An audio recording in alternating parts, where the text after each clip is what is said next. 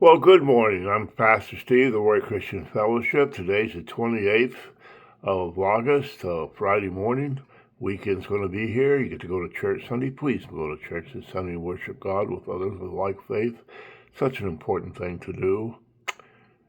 You know, there's a story in the book of Mark in chapter 5 about Jesus was gone ashore and a guy came up to him and was possessed with demons, and Jesus drove him out and healed the guy. And in Mark 5, starting with verse 18, it says, as he was getting in the boat, as Jesus was getting in the boat, the man who had been possessed with demons begged him that he might be with him. But he didn't permit him to, but he did say, go home to your friends and tell them how much the Lord has done for you and how he had his mercy on you. You know, suppose you're in a courtroom and you're a defendant and your life is hanging in the balance. You know you're innocent, and the only one that can testify to exonerate you is this one witness that's there. And if this witness testifies, you no doubt will go free. Well, then your lawyer stands up and says, ladies and gentlemen, I'm not going to call the next witness. I'm going to tell you what he's going to say to prove beyond a shadow of doubt that my client is innocent of all charges. The attorney sits down and rests his case. Oh, that just doesn't make any sense. Why wouldn't he call the most powerful witness to give his testimony?